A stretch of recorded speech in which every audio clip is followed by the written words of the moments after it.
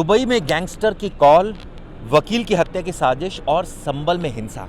जी हाँ, हम बात कर रहे हैं संभल में जो हिंसा हुई थी उसके बाद अब इस मामले में जो खुलासा हुआ है वो चौंका देगा। दरअसल इस पूरे केस के तार दुबई से जुड़ रहे हैं। किससे जुड़ रहे हैं? दरअसल दुबई में एक गैंगस्टर है शारिक साठा, उससे इसके तार जुड़ रहे हैं और ये माना जा रहा है कि उसने साजिश रची और उसके बाद यहाँ पर हिंसा हुई। हम सबको पता है कि वहाँ पर हिंसा जो हुई थी उसके बाद कई मुकदमे दर्ज हुए थे और इसको लेकर अब चार्जशीट भी दाखिल की गई है। ये बताते हैं कि एसआईटी ने करीब 3000 पन्नों की चार्जशीट दाखिल की है जिसमें कई सनसनीखेज आरोप लगाए हैं। आरोप नंबर 1, इस हिंसा में दुबई में बैठे एक गैंगस्टर का हाथ है जिसका नाम है शारिक।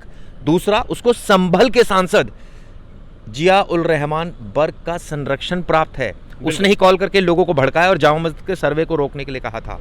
ये बहुत बड़ा आरोप लगा रहे हैं। बिल्कुल बिल्कुल, पूरे 90 दिन बाद ये जो चार्जशीट है वो दायर हुई है। देखिए 12 केस थे चिराग जी टोटल, उसमें 6 केस में अब तक चार्जशीट दायर किया गया है। अब ये 6 जो है उसमें इस गैंगस्टर का नाम है। जो आने वाली चार्जशीट है, ये पुलिस बता रही हमारे पास और लंबी चार्जशीट है, उसमें हम उस एमपी का और उस एमएलए का जो दोनों हैं उनका भी नाम आएगा और उस पर हम डिटेल में उसमें भी आपको देखने को मिलेगा कि उन्होंने इस केस में संभल का जो पूरा हिंसा था उसमें इनका कैसा रोल आउट था वो पुलिस बताएगी। और जो पहला था, मैंने चार्जशीट पढ़ी है थोड़ी सी चिराग जी, क्योंकि बहुत लेंदी थी, 3000 पेज में उसका जो समरी था मैंने वो पढ़ा था। तो जो पहली चार्जशीट थी वो थी एक सब इंस्पेक्टर की गाड़ी को जलाने का और एक पुलिस वालों की कार जलाने का। उसमें 30 से ज़्यादा लोगों के खिलाफ मामला दर्ज था। जो दूसरी चार्जशीट थी थाना नखासा में संजीव कुमार का। ये हमारे पीआरओ हैं। जब एक आरोपी छत से फायर कर रहा था तो उसको ग्राउंड सपोर्ट भी मिल रहा था। उस समय पीआरओ घायल हो गए। इस मामले में 24 लोगों के खिलाफ केस दर्ज हुआ। जो पुलिस अफसर है जिसे गोली लगी थी उसकी जो सेकंड चार्जशीट है उसमें 25 लोगों का नाम दर्ज है कि 25 लोगों का नाम आया था। क्योंकि देखिए पुलिस जो है ड्रोन उड़ा रही थी, वीडियो फुटेजिंग कर रही थी, उस टाइम पे वीडियो बनाए जा रहे थे। तो जो लोग इसमें इन्वॉल्व थे उनको पुलिस ने उनका नाम भी दिया था और उन लोगों के खिलाफ कार्रवाई भी शुरू कर दी थी, उन्हें अरेस्टिंग करना भी शुरू कर दिया था। जो तीसरा चार्जशीट है ये भी बड़ा इंपॉर्टेंट है। ये भी संभल के ही थाने में पंजीकृत किया गया था। एसएचओ द्वारा पूरी घटना बताई गई थी। इसमें 21 लोगों को मौके से गिरफ्तार किया था और 50 से ज़्यादा लोग नामजद हैं जो हिंसा में पथराव कर रहे थे। जो पुलिस स्टेशन के आगे इन्होंने तोड़फोड़ की थी वो 50 से ज़्यादा लोगों का नाम था। तीसरी चार्जशीट थी। जो चौथी चार्जशीट थी वो बड़ी इंपॉर्टेंट है।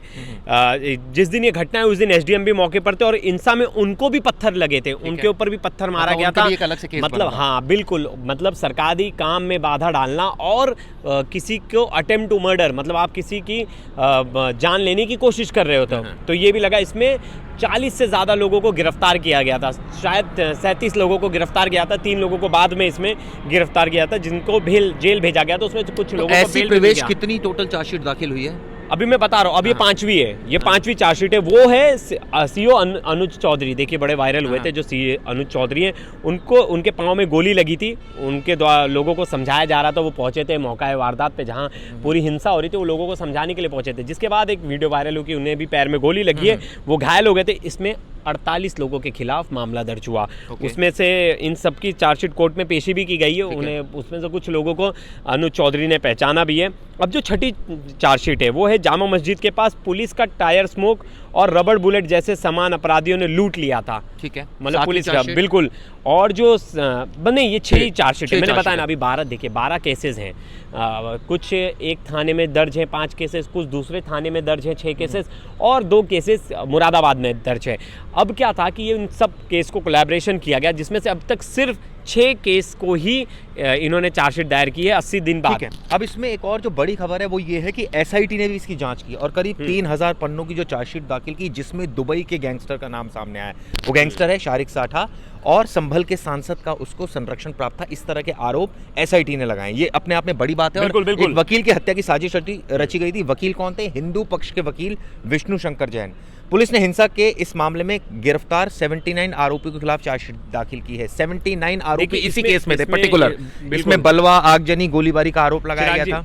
इसमें एक इंपॉर्टेंट चीज़ थी कि देखिए कैसे इस गैंगस्टर का नाम जुड़ रहा है। वहाँ ना हथियार मिले थे, तो बहुत सारे ऐसे हथियार मिले थे जो विदेशी थे, जिसमें एक था 9mm की पिस्तल, एक मैगजीन, एक 32 बोर की पिस्तल और मैगजीन, एक 315 बोर की 4 तमंचे और 12 बोर के 3 तमंचे मिले थे। ये सब चौंकाने वाले, क्योंकि ये सब हथियार जो है ना पाकिस्तानी मेड फैक्ट्रीज की थी।